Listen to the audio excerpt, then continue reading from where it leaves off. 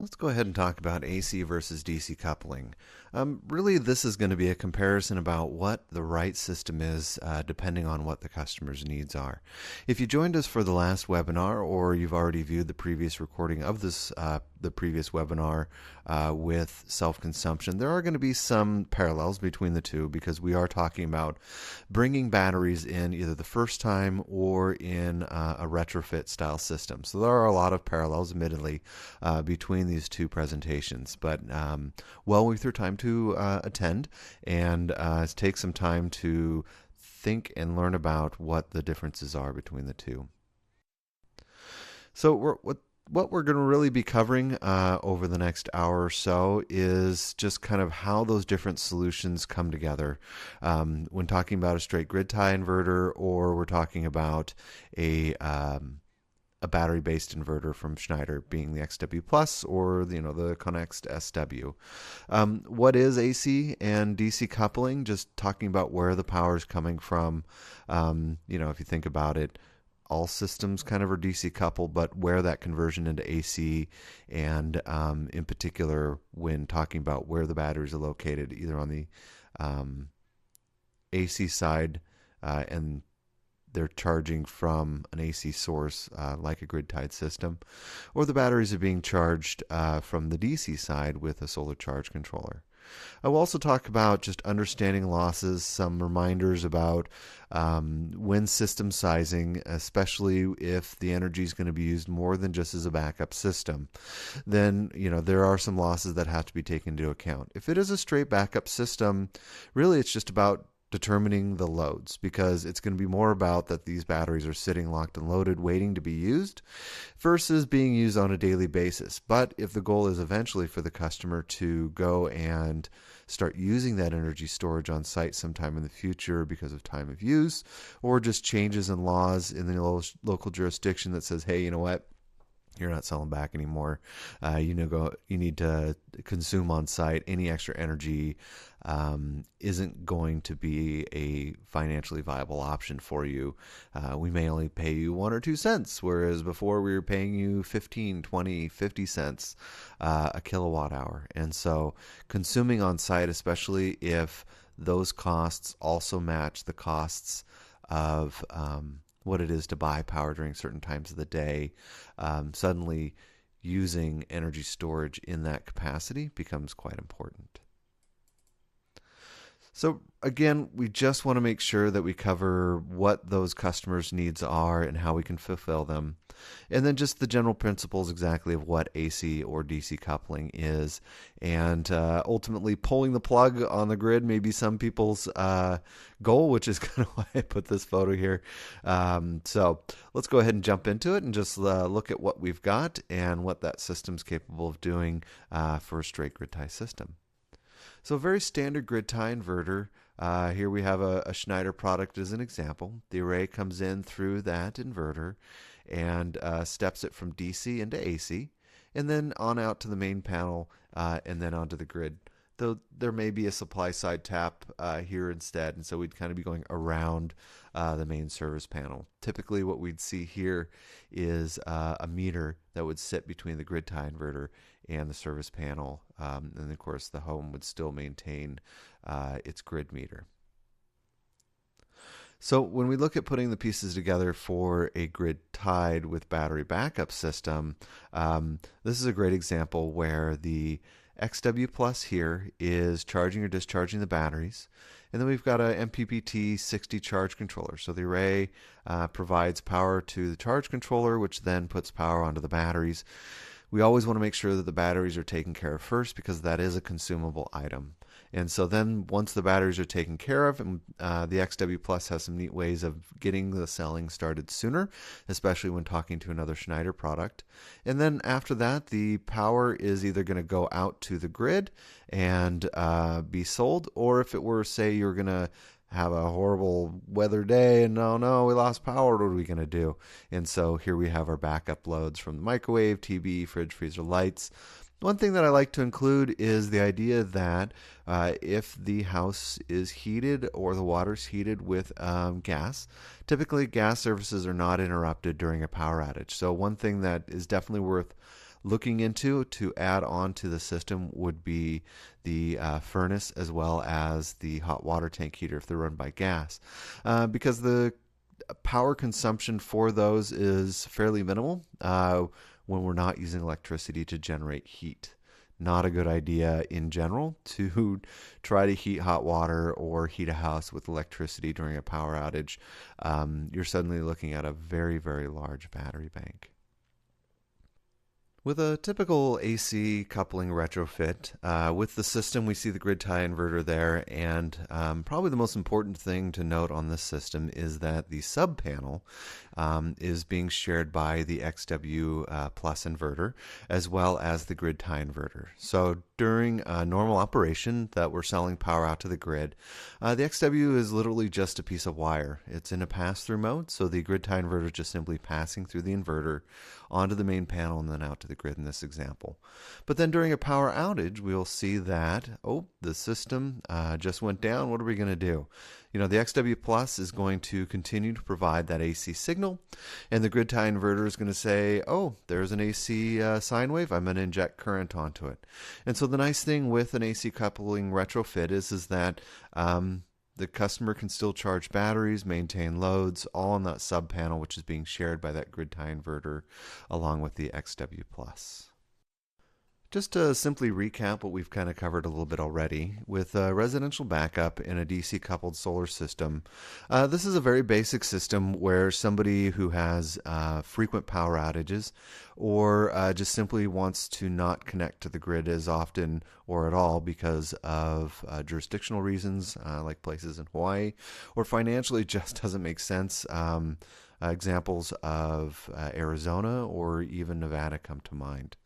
And so in this example, we see that we have an MPPT 80 charge controller from the array down to a pair of XW pluses into the power distribution panel.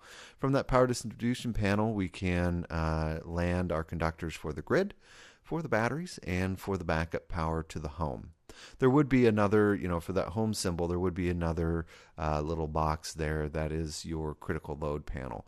In some places, let's say in Australia, they only have a 50 amp panel. And so it's very reasonable to think that putting the entire home onto the output of the inverter could be done.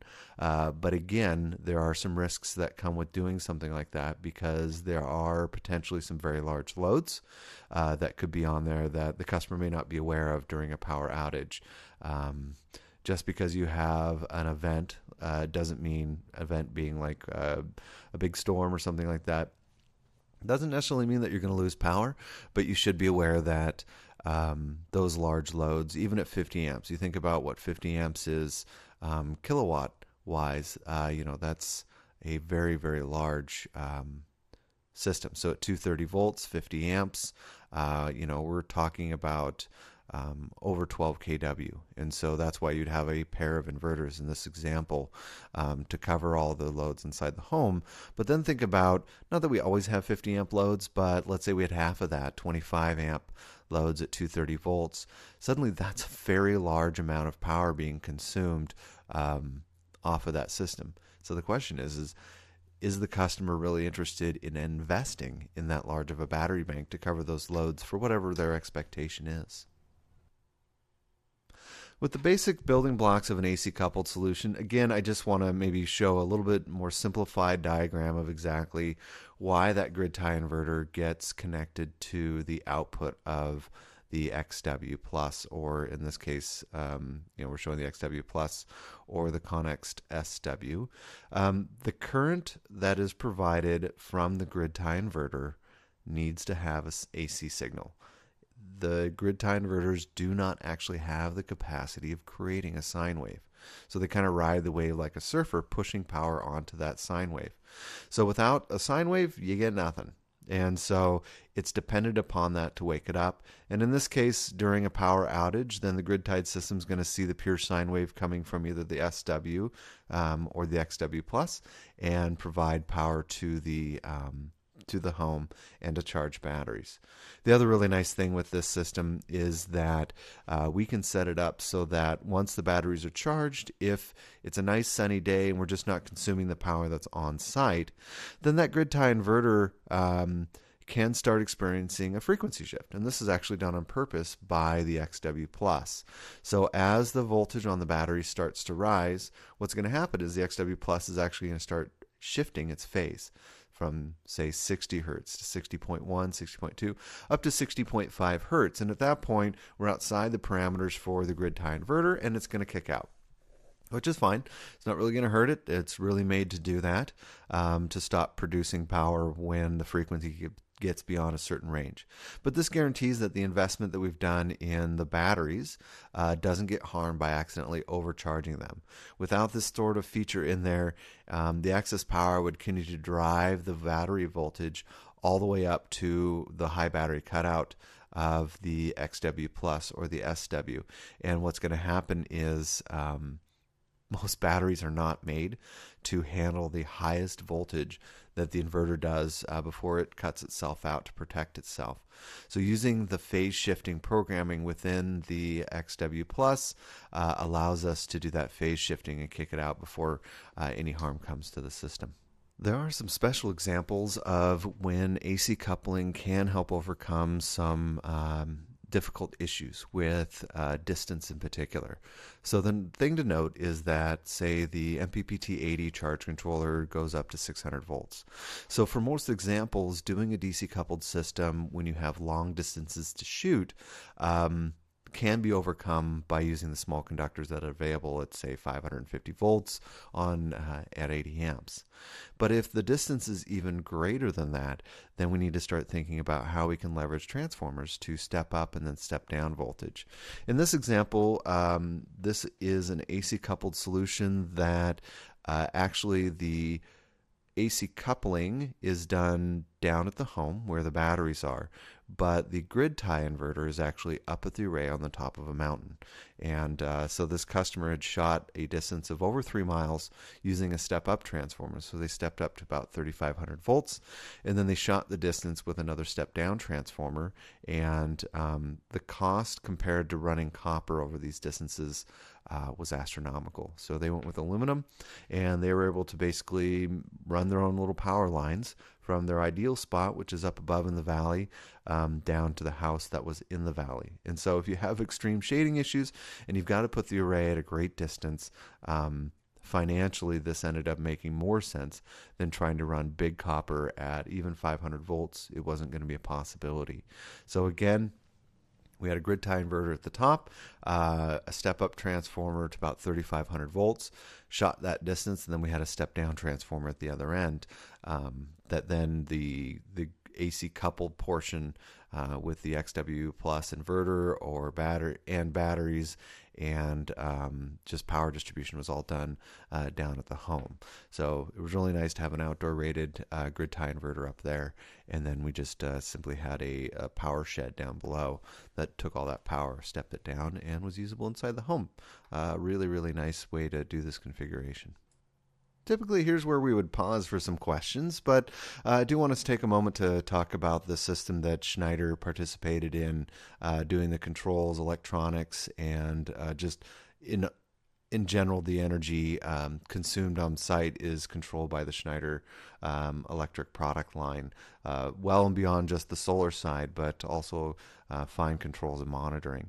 But this is a system that was installed up on a mountaintop at Mont Blanc, which is the tallest mountain in the Alps and a very common hiking area. And unfortunately, it's a very popular area, and unfortunately there are some deaths that occur and injuries that occur. And so this way station along the way is a place for people to pause before beginning their final ascent, and well worth going out and Googling the refugee site there at Mont Blanc through Schneider Electric, and just learning a little bit more about it. A really interesting story about integrating a lot of really neat technologies from Schneider Electric into a complete system. Arguably, this system is independent enough it could be on a different planet, and Schneider's participating in making sure that all the power management and even recycling of gray water and everything else is controlled by them. So a really neat story, well worth noting down and taking a look at. So understanding your power efficiency and understanding the losses that occur within a system is really where the rubber hits the road for proper sizing. And oftentimes, if you miss one thing, then overall the system is at risk to harm, because either wire sizing isn't correct, or the amount of solar put on site isn't going to meet the needs for the customer, or the battery bank isn't large enough and doesn't meet the needs for a return on investment from the system, either it being a grid-tied battery-based system where it's just a backup system, or AC coupling where again it's just a backup system, or with the potential of doing some self-consumption on site. So with basic calculations, with panels, you don't always get what you paid for or what you see on that little sticker on the back of the panel. And so in this example, we're showing about a 25% loss. And I've been doing this for about 5 years, and that's a very fair number when speaking on average to people from San Diego, Texas, through the Southeast, up through Maine, Vermont, even the Midwest, and especially here in Washington State. I've mentioned my personal system, so I've got a 10 kW array, and typically I'll see 7.2 to 7.8 kW. Even on a nice summer's day where it's maybe 80 degrees Fahrenheit outside, you just don't get what you expect if you were to take the nameplate rating, which is really those standard test conditions where the panels are kept cool and the lighting is perfect. Beyond that, of course, we have to understand that the inverter consumes a little bit of power on its own during that conversion process from energy stored DC to AC. And so something definitely that it needs to be taken into account when doing the calculations. If, for example, though, you're trying to do an AC coupled system and understanding where that power is going during the daytime versus the nighttime, we'll jump a little bit into that, but it could be that 98% efficiency off of the grid tie inverter is the number that you would end up looking at if primary consumption's during that time. Of course, battery efficiency, if it's a straight backup system, not as big a deal unless the customer's saying, when I lose power, I always lose it for a week.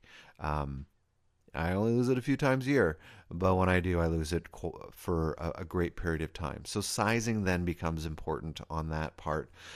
If it is a self-consumption where you're using the batteries frequently, so in places like Africa or down in the Caribbean area where power may be slightly unreliable to greatly unreliable, then those batteries are cycling on a frequency basis that says they need to be charged back up all the way. And so taking battery efficiency into account and making sure that we have enough of a charging source, either from the grid, a generator, or from the array itself, needs to be taken into account. Finally, with charge controllers, of course, they're very similar in efficiency to what a grid tie inverter would be. So 98% for the MPT 60 or MPPT 80. And then finally, of course, that 2% that we're trying to keep under, actually, for a grid tied system or for an off-grid system when running our conductors, or even a grid tied with battery backup system. We need to take into account battery length cables as well as just AC conductor lengths.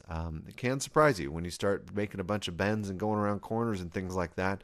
That distance can become quite a bit further than maybe just at first glance a less experienced person could expect. So upsizing and going with larger gauge wires to reduce that loss through conductor lengths is important. So how does it all end up at the end of the day? So total losses for a DC coupled system, when including the PV, because we're doing a total system sizing practice, total losses end up being about 48%. And this is in a cycling application. So if we took the batteries out for charging, which could be anywhere between 15% for floodeds, 5% for lithium or other technologies. And so really what we want to show here is that there are some losses along the way. So if we did do a Schneider MPPT 80 charge controller along with the XW Plus, we'd take 25% for the PV, 2% for the solar charge controllers, and then 9% for the inverter making that conversion. So it doesn't matter if the inverter is discharging the batteries or just converting available DC power off of the array through the charge controller. We're going to lose about 9% there, maybe a little bit less, just depending on voltage. And then finally, of course, we already just talked about wiring, but it is important to leave that number in there with that total loss of about 48%. When we get over to total losses for AC coupled system, this is kind of assuming that we've got a cycling battery application. If we don't, and really the customer, let's say, has just a feed-in tariff and net metering set up with their system, the nice thing is that with an AC coupled solution, we're talking about 98% efficiency. And so we're really not going to lose a lot. Where the losses for AC coupled comes in is when we start cycling the batteries, and we have that extended power outage we talked about in the previous slide, where the customer says, you know what, when I lose power, I lose it for several days. And so that becomes important to understand that for sizing, just regular, what is my return on investment with the feed-in tariff and the net metering? Well, it's 98% because the XW essentially is a piece of wire, or the XW Plus is a piece of wire at that point, and nothing to be concerned about. Really, floating batteries maybe costs a kilowatt hour a day, maybe, especially if they're maybe aged batteries that need a little bit of extra to keep them up at their ideal voltage. But good long-term storage batteries with an AC coupled solution is a really nice way of having that battery-based backup system ready to go, but isn't going to affect that return on investment for just a straight net metering and, say, feed-in tariff program. So let's start looking at just how a home uses power typically in the daytime. A lot of you that are already familiar with sizing systems are going to see that typically in the morning everybody gets up, the coffee maker comes on, people start taking showers, the hot water tank kicks on if it's electric. This is a primary time for consuming power. And then, of course, everybody goes off to work or school, and the house is essentially empty, except for, maybe there's a pet there, and we'll touch on that in a second. But then everybody starts to come home. And when they come home, then the power consumption starts to go up radically. And typically the dinner time hour is when power is consumed the most. So you're frosting for some chicken, you got the stove going to cook the chicken, you got some pasta boiling on the top, people are at home checking their email, kids are downstairs playing on a video game, let's say, lights are on inside the house. And so primary consumption tends to be from typically around 5:30, 6 o'clock until about 9 or 10 o'clock when you see the power consumption drop off there, and there's just a few loads that are left on in the house, as maybe one person's watching TV or something like that. So a very typical home in North America on how power gets consumed. But let's go ahead and look at what happens when we add one of the largest loads inside of a home, especially down in the more southern regions of the world, or more equatorial regions of the home. So here we can see that we've got a load profile that now has something very large in the middle of it, and that's air conditioning. So if the primary consumption during the daytime is actually the air conditioner, and the air conditioner, if we were to add up everything, equals almost all of the other loads inside the home, there are a couple of different ways to approach or attack this for consumption. In particular, it could be that a grid-tied system is a more efficient way of doing it over the long run. So we're not talking about 2 or 3 years, we're talking about 10, 15, 20 years, that with daytime air conditioning that's very consistent, that we're going to be able to offset that more. So is there a big difference between a grid-tied system and a battery-based system? Yeah, there could be. That 98% efficiency versus, say, 85% efficiency for a battery-based system could come into account here. The thing to note, though, is that with a battery-based system, the efficiency is much, much better. than a grid-tied system when the power goes out. And so that's where AC coupling comes into effect. So if the loads are air conditioning and that's the primary load throughout the day, then doing a grid-tied AC coupling solution where the energy storage is going to be leveraged during a power outage and charging the batteries can be done during a power outage. But really, that 9 extra percent or 11 extra percent that we're going to get out of a grid-tied system suddenly makes a lot of sense. So understand the needs of the customer, especially if it's a business where kind of the loads are more of a bell curve and main power is consumed during daylight hours, then suddenly it may make more sense that grid tied and AC coupled solution again gives you that long-term investment and that return on that investment over the long haul. And I'm saying along a lot because it's a long time before those numbers start to add up, but they do add up over time. So some of the calculations that we've shown so far could be a surprise to some installers or people who aren't initiated into grid tie or grid tie with battery backup. And it's just kind of the nature of the course when working with these systems that the typical efficiencies are well within the standard parameters of just about any other system. But from panels to battery efficiency to inverter efficiency, they just start to add up along with wiring. So probably the most important thing to take from this particular slide is that understanding when the energy is going to be used is perhaps the most important part, and then also hearing what the customer is looking to use the system for. So with battery efficiencies removed out of the equation, DC coupling becomes a little more palatable, if you will. And this is assuming, of course, that we're in a cycling application. And with AC coupling, this is assuming that we're using the efficiency of the grid tie inverter when the sun is shining. So as little as 4%. With a grid tie inverter and the wiring losses in there, that's where we get that 4%. For non-cycling applications with battery backup, it really comes down to when you're going to use that system and what the customer's looking for. So if they are looking for just offsetting a power bill with, let's say, net metering and that's it, well, great. But if they are looking for something that they want to have backup power and they want to be able to have some versatility for now and into the future, then doing DC coupling from the beginning, I would argue, makes the most sense. But there is always, of course, that option for AC coupling later on. Again, to reiterate some of the points that we've already made about the cost of the system and which way to start in the beginning, it's worth noting once more that typically a DC coupled system is going to have the best cost to benefit ratio, if you will, partially because of here in North America, of course, we have our 30% tax rebate.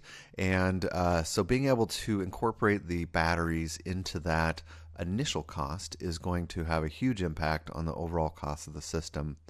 When we talk about which product from Schneider, if it's the Connext SW or the XW Plus, then we have to look at kind of when we're going to be using it. So one thing to note is that the Connext SW is not a grid tie inverter, but is a really nice inverter for, say, a small system of 3 to 4 kW of solar, and you need to AC couple to that. So that's really where the SW shines, and cost per watt is very, very reasonable. With the XW Plus, of course, you can do the whole AC coupling or do grid tie with battery backup from the very beginning. And again, this makes the most sense. When we talk about what the right amount of energy storage is for AC coupling or even grid tie with battery backup, that is going to be around 440 amp hours is our recommendation for the XW Plus. And the SW just simply because in general it's a smaller system that it's going to be attached to. So it ends up being a little bit smaller number at 200 amp hours. So here's something that's definitely worth considering when we're sizing out for a grid tie with battery backup system. So the customer's chosen something that is going to be normally selling power back to the grid. And so when speaking with the customer about how often they're losing power, this may be a really important question at the end of the day, simply because most of the time when we're sizing out batteries, we size for 50% depth of discharge, or if it's self-consumption, it may be 25% depth of discharge. But the thing to note with grid tie with battery backup is they're going to be connected to the grid 99.5, 99.6, maybe even higher percentage. Their power outages could just be once or twice a year. And so when sizing those batteries, even if the recommendation is, oh, don't go below 50% depth of discharge, what I'm arguing is that the batteries will actually age out before they cycled out, even if we did a depth of discharge of 100%.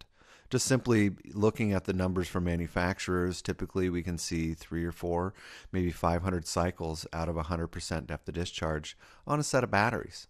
So if they're only losing power a couple times a year for 24 or even 48 hours, that's only 4 cycles a year. So if we multiply that out by the life of the batteries are going to literally age out. The chemicals inside are going to not be available to the system because of just natural aging process within those batteries. So definitely consider that if the size of the system says, gosh, no longer do we need to think about it as 50% depth of discharge, but 100% depth of discharge. As long as we're over that kind of 440 amp hours for the XW Plus or 200 amp hours for the Connex SW, then that suddenly starts to make more financial sense to the customer and could get you to convince them to start with a battery-based system with just the overall cost and getting the most of the return on investment out of that system.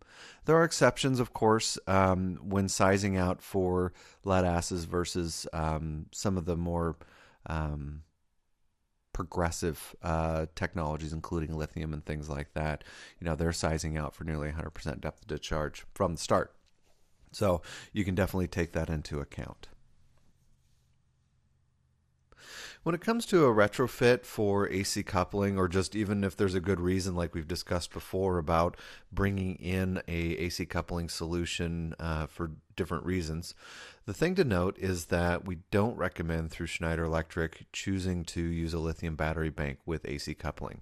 In essence, this is because it's an uncontrolled charge that's coming from the AC side. So you have the solar array coming into that grid tie inverter, and it's pushing power either onto the loads or basically backwards through the inverter onto the batteries. With a lithium-based solution, the battery management system may or may not like this sort of uncontrolled charge. And if the voltage starts to rise above and beyond its parameters, then what's going to happen is the BMS system may shut down. Along with this, typically there's kind of a fail-safe, and when that shutdown occurs, that relay is going to open up on the battery management system. And in the long run, this is going to wear that relay out. One other thing to note with salt batteries, such as with Aqueon batteries, I do understand that some of the technology has been evolving with Aqueon, but something worth checking with the manufacturer is once the batteries have gotten to a lower discharge point and we have a low battery cutout, what's going to happen is that system's going to continue to discharge down. Whereas with AC coupling, of course, the low battery cutout for the inverter stops creating that AC signal, and so the grid tie inverter is not going to produce any AC. Conversely, if we had a DC coupled system, that charge controller can fall well below or follow down that voltage below the low battery cutout of the inverter and will go quite low. But when the sun comes around the next day and we get into a charging parameter, that charge controller is very likely still going to be awake and start charging those batteries, which will then kick the inverter back on. So just some things to note about when we're bringing in energy storage into the system, making sure that we're choosing the right technology for what we're trying to do. One of the things that I enjoy about creating webinars, of course, is looking for a few fun pictures to just kind of keep the audience going. This one was a little bit of a search on proper wiring, and the question came up about what the strongest wiring practice was. Of course, this is a solid core wire, but just shows kind of how wire can be spliced together per NASA's recommendations. And so you cross it over and then you twist it around and solder it. And so this is a very mechanically and physically strong soldering connection as well as plenty of surface area, so that this isn't the weakest point within the system. Just something that's very interesting and I enjoy. So we're going to start talking about wiring and just getting into what some of the options are when we talk about AC versus DC coupling and what Schneider has to offer for making things a little bit easier with bringing that total solution together. When looking at the basic building blocks for an AC coupled solution, you do want to check with the manufacturer of the inverter to make sure that it is compatible with frequency shifting. But one of the nice things about the XW Plus is that with frequency shifting, it will finally kick out at 60.5 hertz. But ideally, an inverter will actually listen to the frequency shift and actually diminish its output so that we get more of a controlled charge based on loads and as well as whether or not the batteries need any charging or whatnot. For the XW Plus's system, we have a couple of things that you'll need to make sure that you have. You have the sub panel, which is just a commercial over-the-counter, say 100 amp or even 50 amp panel. And this is where you're going to put your critical loads. With the power distribution panel, or the PDP, that's going to be where your DC and AC come in on the right-hand side of the inverter. And then there's a small conduit box, which we can see there on the lower right side. It's the smaller box there below. And what that does is just allow you to properly run all your conduit and without any mess. And then finally, the system control panel or the COM box is what you're going to use to actually program it up. It's always recommended to at least have the system control panel and then also bring the COM box on if you'd like to have some connection and be able to monitor and review that system through the internet. So here's an example of just what a dual inverter system with the XW Plus would look like. The nice thing with the Schneider product line is we can use two of those conduit boxes underneath to help us manage the wiring, and that's going to just go up into the power distribution panel, or PDP, to the variety of breakers that we have up there. You can see that gold plate there in the background, and that represents the DC busing. So this makes things pretty darn easy to bring 1, 2, or 3 of the XW Pluses into a single power distribution panel, and keeps things pretty neat when you're putting the whole thing together. So again, this time with an SW, things are fairly similar, which is nice with the Schneider product line, that both the XW Plus and the Connext SW share some basic building blocks and basic principles. So again, to remind you, with the SMA, Solar Edge, or Enphase, make sure that you reach out to the manufacturer to make sure that the inverter has frequency shifting, so that we don't run into a situation where we may accidentally overcharge the batteries. That would not be good. With the SW inverter system, of course, we have the basic SW along with the sub panel, which again is just a standard off-the-shelf, say square D 100 amp commercial panel. The DC switchgear is pre-wired with the disconnect breakers in there already, which is really quite nice. And then we have our AC switchgear, which includes that bypass. So you can see there the SW with switchgear and the SEP there at the top. That big box there on the left-hand side has the DC disconnects for the batteries as well as PV. And then down below with that AC combiner box, we can see that little rocker switch there on the right-hand side. That's the IOB kit, which keeps the input and output bypassed in case you need to work on the inverter, but still need to have the loads powered in the distribution panel going. Only for AC coupling, what we're talking about there is that the Connext SW is not a grid tie inverter, so it doesn't really have that option later on to become a battery-based grid tie inverter. But that's why this makes a lot of sense just for AC coupling. It is a less expensive option, but will still produce that pure sine wave that you need to use with a grid tie inverter to get it to wake up during a power outage. So a great retrofit to a system that is cost conscious. One of the common questions that we get is whether or not you can do AC and DC coupling together, meaning that we're to have two charging sources. One is the grid tie inverters producing power from an array, and then let's say a wind turbine, solar, something on the DC side. We don't recommend that at this time. A lot of it has to do with managing who's charging and when, and that can create some issues within the system that we can overdrive batteries and cause something we call thermal runaway, which is unfortunately this photo that we see here on the right. So it is something that we want to strongly press you towards, with that idea that doing an AC and DC coupled system together is not a great idea, and we don't recommend it.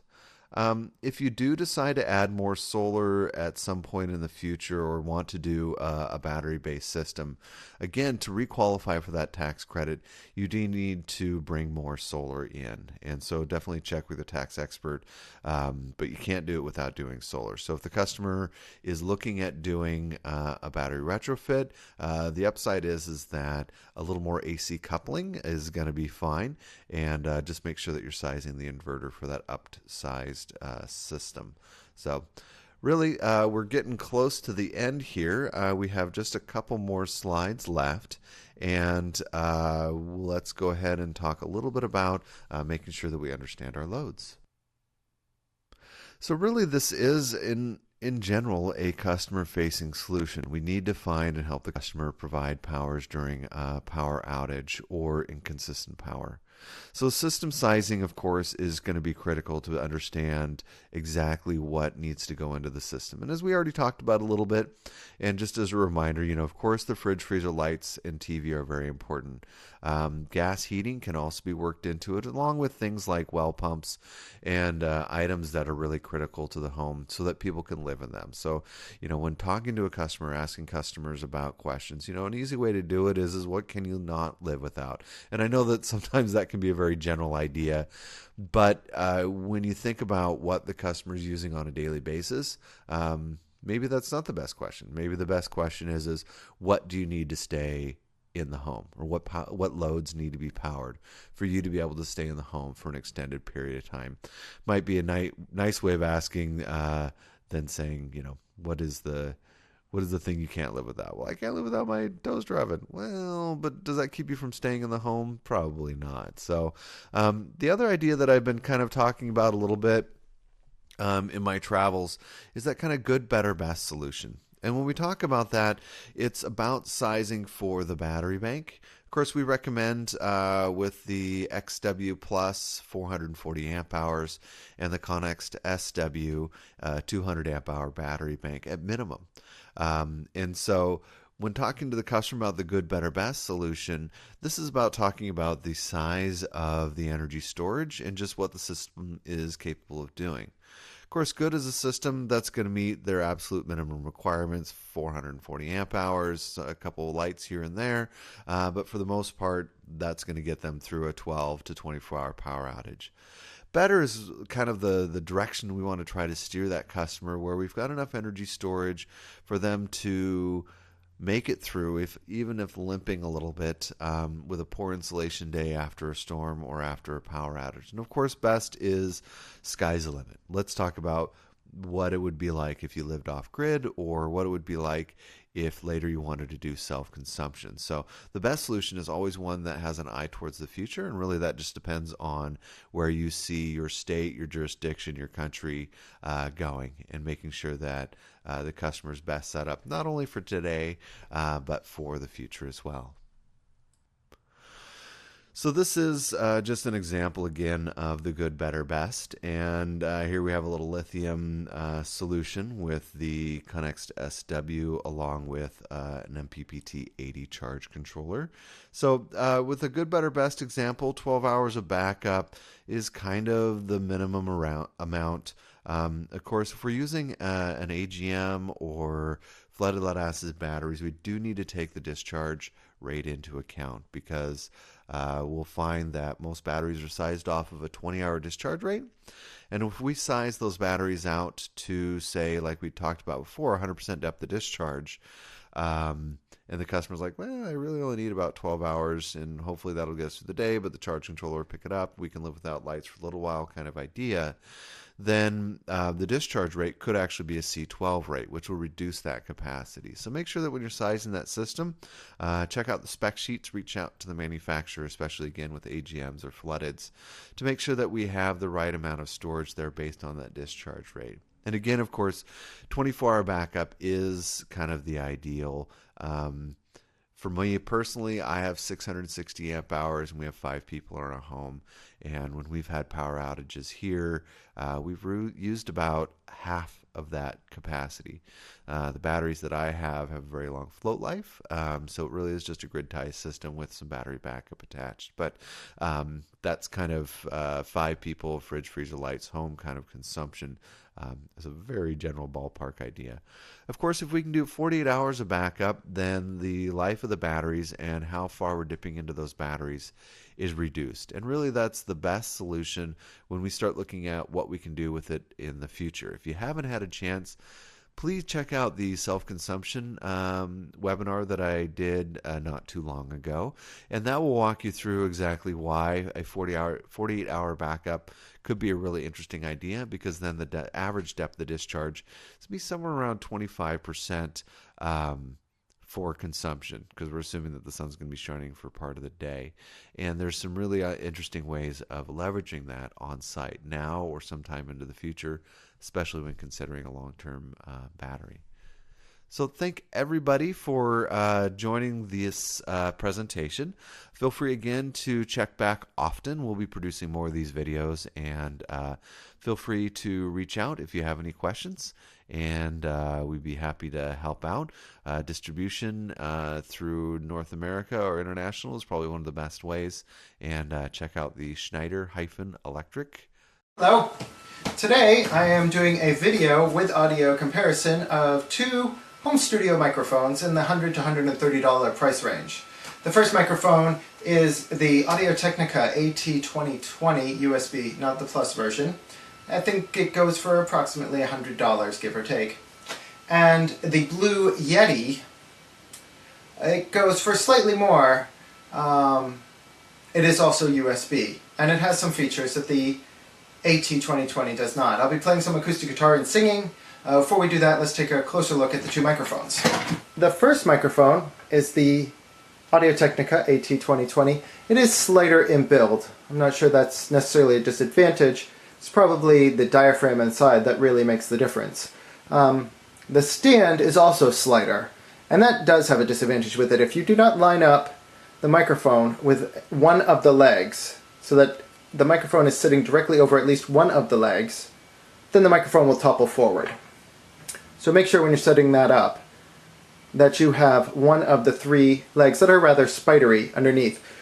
The Blue Icicles stand is very, very sturdy and robust, and indeed the Yeti seems to be a very sturdy and robust microphone as well. Also, there are some features that are not found on the AT&T. This one here is volume. So you can plug a headphone into the microphone. You plug your USB into your laptop, and whether you're using GarageBand or whatnot, if you have existing tracks, they will come out on your headphone with this volume, which will adjust a mix for you, as well as what you're playing currently. So it gives you the feature of automatically doing a 0 latency mix for you, as well as letting you hear what you play. That's an advantage to me. On the back as well, there's a couple of features. This bottom dial lets you choose your pattern. You can have bidirectional, cardioid, omnidirectional, or stereo.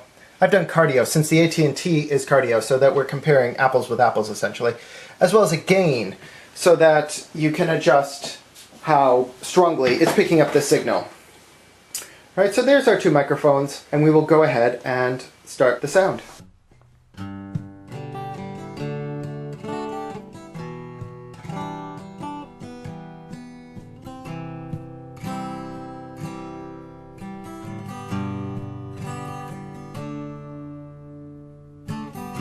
Ain't no use to sit and wonder why, if you don't know by now, and there ain't no use to sit and wonder why that'd never do somehow. rooster crows at the crack of dawn. Look out your window, 'cause baby I'll be gone. You're the reason that I'm a-traveling on. But don't you think twice, it's alright. And there ain't no use calling out my name like you never done before. Ain't no use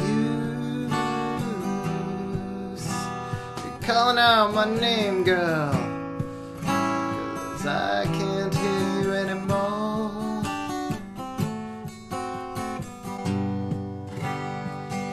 I'm a-thinking and a-wandering as I wander down the road. I once loved a woman, a child I am told. Alright. So it's been a couple of weeks since we did the original comparison between the AT2020 and the Yeti by Blue. I really felt like both mics did an excellent job of capturing acoustic guitar and the nuances of the voice. The Yeti had some features that I really felt were very beneficial. The zero latency monitoring, the ability to hear yourself as you sang. However, ultimately, upon critical listening to the two tracks, I felt like the AT2020 captured the top end with slightly more openness. Both mics were accurate in capturing the room, but the AT2020 allowed my voice to sound a little breathier, and more noticeably, the strings had what I would have called a little bit of glisten on them that helped give the guitar an attractive sound that I felt that the Yeti lacked. Both mics, I feel, deserve 5 stars for doing an excellent job of capturing audio, putting it straight to a computer for a very modest price. Ultimately, I returned both mics because I wanted that openness in the AT2020, but I couldn't live without the features that were found on the Yeti, so I have spent the extra money to step up to the AT2020 Plus model. It has the headphone out, zero latency monitoring. I'm assuming that the audio that it captures is at least as good as the AT2020 base model. I'll play a little bit of the song so we can all do a comparison.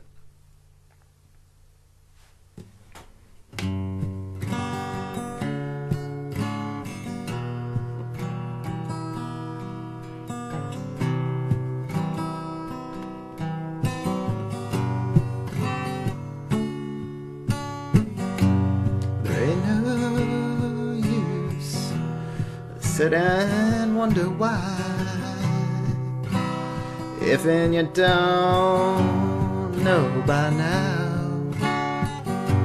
And there ain't no use. Sit and wonder why that it'd never do somehow. When your rooster crows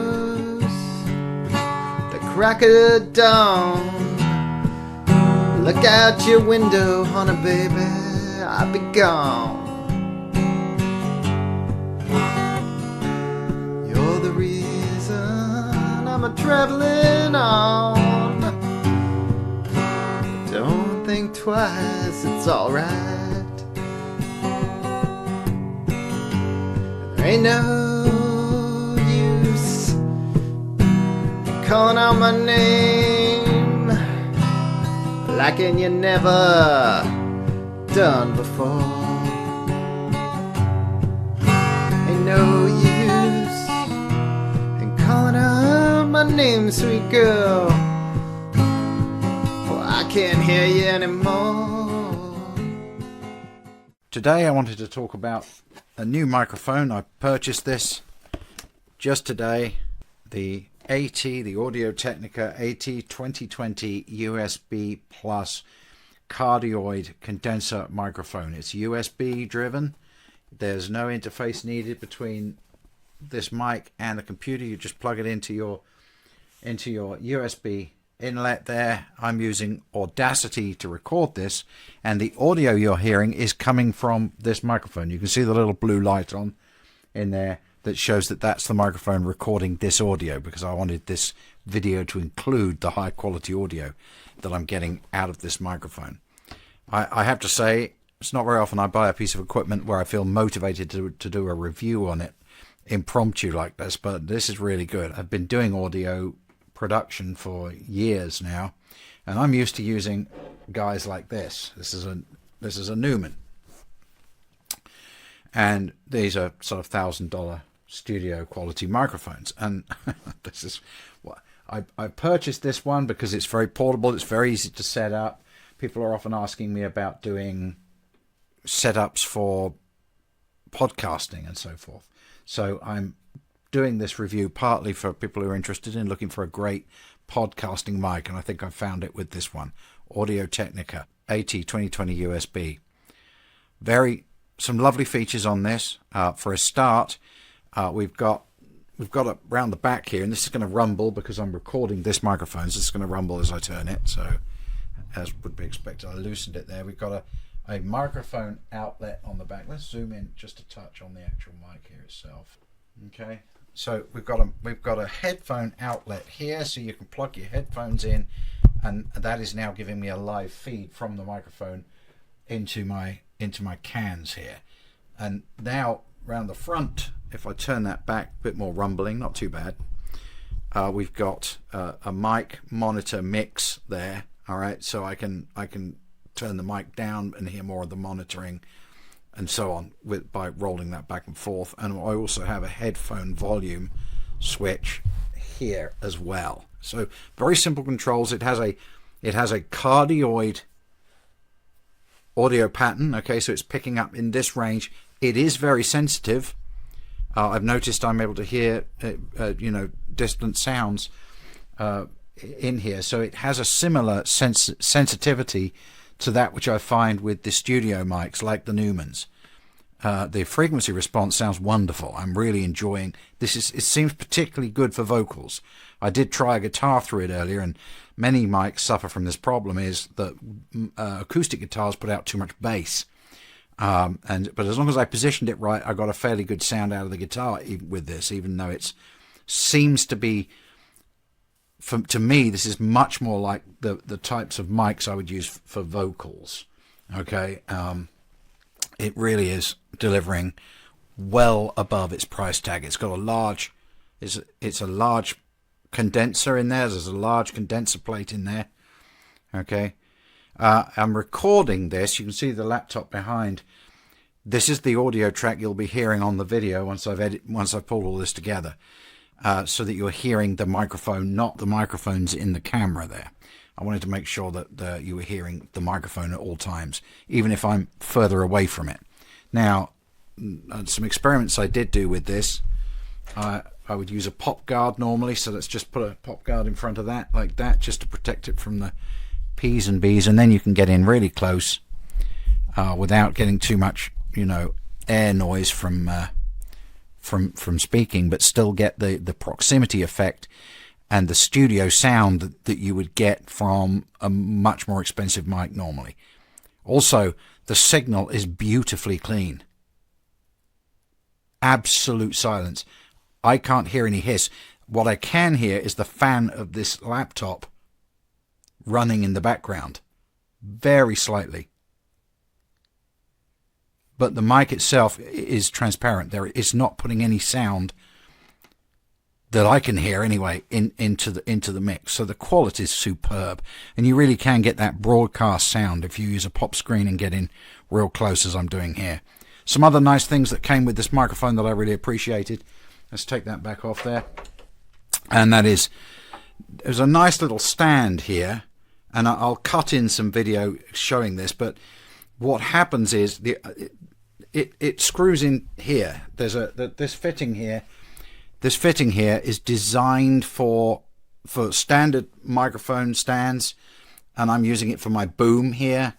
It came with this, so if you don't have any kind of a boom arm or a mic stand at this point, you could still get started with this microphone using this little stand here. Of course, its height doesn't adjust, but you know, you could, if you need it up near your mouth, you could stack it up on some books or something. And this is really well made, by the way. You've got an adjustment on here so we can change the angle. It's very well made. The only thing I found about this, first thing I did was mounted it on this. You actually have to have it, and I'll cut in some video showing you this. You actually have to have the weight over one of the legs, otherwise it tends to tip. So that's just the only minor criticism, but you're getting some terrific quality mic for, you know, this price break is just, it's crazy good. I'm really impressed with this. So I hope you'll find this review helpful, and the fact that we were recording the audio through it also helpful. And I would say happy podcasting, and definitely have this on your wish list for your next mic upgrade.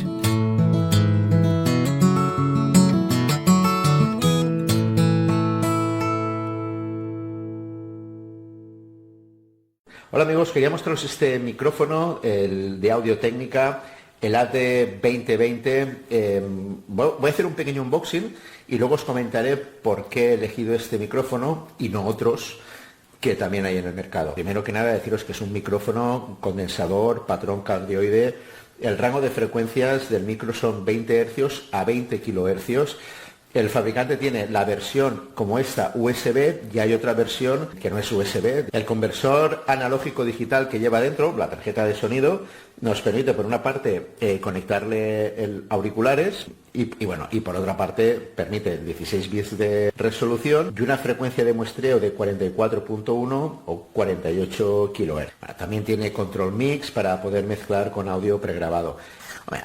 Obviamente el micrófono es un señor micrófono. Lo que voy a hacer primero es un unboxing y luego os explico por qué he elegido este en vez de otra marca. Bueno, veis, tenemos aquí instrucciones, lo que es la garantía. Bueno, veis el micro como viene, dentro de esta forma precortada, ¿vale? Dentro de este plástico. Luego tenemos esta bolsa y ya está, no hay nada más. Bueno, dentro de la bolsa tenemos el cable USB, veis los dos conectores del USB, ¿vale? El cable USB 3 metros de largo. Tenemos este adaptador, aquí va el micro, ¿vale? Y esto pues iría a lo que es el pie de micro, ¿vale? Bueno, veis que lleva un adaptador de rosca también. Y luego tenemos un pequeño trípode para si lo vamos a usar encima de una mesa. Vale, pues ya tenemos el trípode.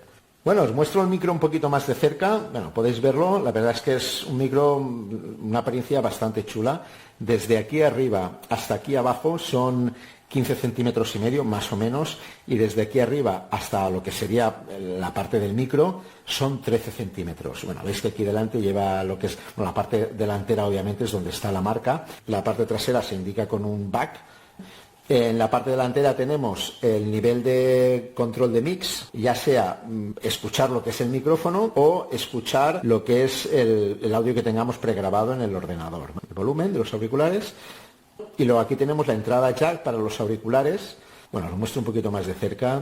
En el aspecto estético también me gusta, es bastante majo. Bueno, veis aquí el marco del USB. Por aquí entra el USB. Bueno, veis que aquí abajo tiene la rosca. Bueno, sistema de rosca, pues, simplemente enroscarlo. Vale, bueno, veis cómo queda. Bueno, lo voy a colocar en este caso en un escudo, no lo voy a colocar en un pie de micro. Y así también os muestro enchufado pues el LED y os comento pues si ha habido algún problema en la instalación, si se instalan los drivers y todo esto automáticamente. Vale, venga, vamos allá. Bueno, aquí estoy con el micro, lo he puesto ya en el escudo para probarlo, lo he estado usando.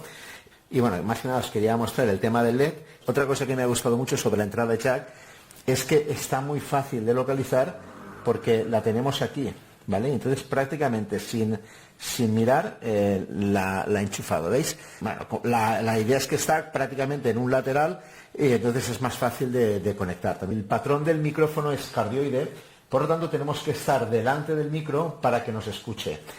Bueno, lo que es la rosca, como veis, nos permite ajustar el micro con bastante facilidad. Yo veo que luego la rosca aprietas y se queda el micro perfectamente pillado. Vale, bueno, y dicho esto sobre el pie, sí que me gustaría comentaros, bueno, y dicho esto sobre el pie, sí que me gustaría comentaros por qué la Audio-Technica 2020 y no otro micro. Obviamente cuando estamos hablando de un micrófono ya un poquito bueno, igual da gastarse 130 que 150. Entonces yo, ¿por qué he cogido este 2020? Pues básicamente porque es el que me han recomendado. ¿Qué ventaja tiene este micro sobre otros de calidad parecida? Pues que a veces más no es mejor. Quiero decir, hay otros micros de su rango de precio que tienen una sensibilidad brutal, de tal manera que si pasa una mosca por detrás, pues capta el sonido de la mosca.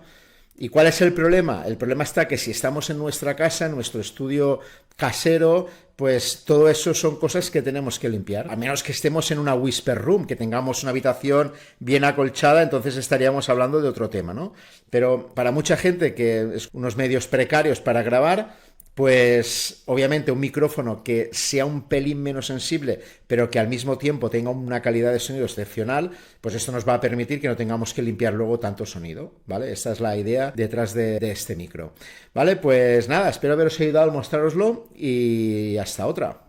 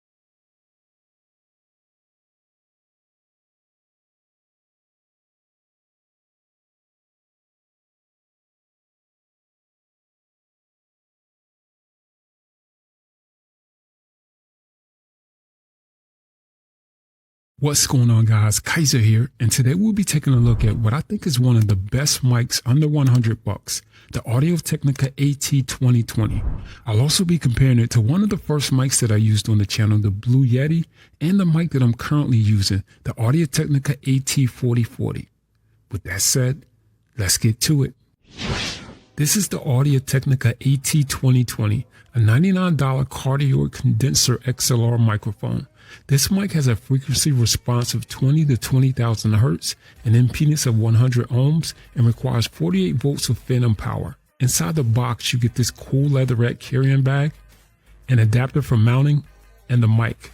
Now, just like the AT4040, this mic is made of metal and has a really solid build, and that's one of the things that attracted me to Audio-Technica. Their mics have a really premium look and feel. Now, this mic weighs in at 339 grams, so unlike the Blue Yeti, it's not so heavy that it causes my boom arm to drift down. In comparison to the AT4040, it is a tad bit shorter, and it doesn't have a low cut switch or a negative dB pad, but it still retains its large diaphragm. Now, it does have a cardioid polar pattern, so it will reduce some pickup of sound from the rear and the sides, but it's still a condenser mic, so it's really sensitive to sound. Here's how it sounds with me talking and typing on some mechanical blue switches. Now, if you don't have an interface already, you're going to need one with this mic. You can get this one in a bundle along with the AT2020 for $149. However, you'll still need to pick up an XLR cable and a stand. Alright, so now I'm going to let you hear some unprocessed and processed audio from these mics. I'll be using the Behringer UM2 interface with the AT2020 and the 4040. Now, of course, the Blue Yeti is a plug-and-play USB mic, so it doesn't require phantom power. So I'll be connecting it directly to my iMac. Now, I'd recommend listening to this audio with headphones on so you can better hear the difference. What you're listening to now is unprocessed audio from the Blue Yeti. What you're listening to now is unprocessed audio from the Audio-Technica AT4040. What you're listening to now is unprocessed audio from the Audio-Technica AT2020. What you're listening to now is post-processed audio from the Blue Yeti. What you're listening to now is processed audio from the Audio-Technica AT4040. What you're listening to now is post-processed audio from the Audio-Technica AT2020. Now, sound is subjective, and everyone has their own specific type of sound that they like. And to me, the Yeti sounds really hollow and thin compared to the AT2020. Now, that's not a big surprise because an XLR mic should sound better than a USB mic, but this only becomes a problem when the USB mic, which is $130, is only $30 cheaper than the AT2020 bundle with an XLR cable. So then you have to ask yourself, is this mic $30 better than the Yeti? And in my opinion, it definitely is. Now, I added the $300 AT4040 in the mix simply as a reference to see how good the AT2020 is. And although the 4040 is a bit warmer, smoother, and has better dynamic range, the two sound fairly similar. Now, you could argue that the AT4040 doesn't sound $200 better than the AT2020, and I'd agree, only if you're using it for YouTube. But if you're doing any professional work such as voiceovers or music, that's when you really start to hear and appreciate the difference. But for YouTube, the AT2020 is more than capable. It's the perfect balance of price and performance, and definitely worth adding to your setup if you're looking to take your audio to the next level.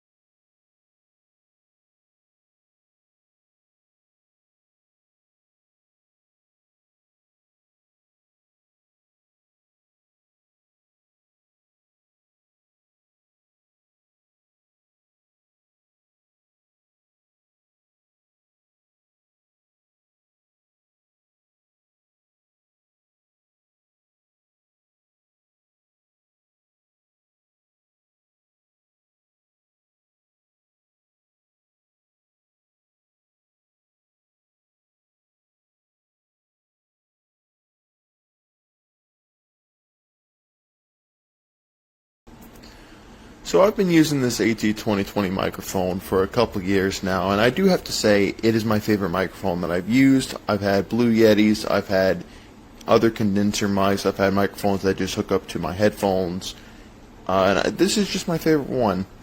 If you are going to get this, this is the setup that I would recommend. I would get a shock mount that goes onto a Rode arm. This is an Amazon Basic XLR cable hooked up to a Focusrite, and then you just hook this up to your computer and run a software like Voicemeeter Potato, something like that, and you'll have the best sounding microphone. I promise you, this thing is great. Definitely pick this up if you're a streamer or if you just want a nice sounding mic to play video games on. Wings of magic soaring, floating quiet breeze. Blue, the shade of freedom lifts above the trees, and all the thoughts below just gently slip away. A cruise on velvet skies, a meditative day.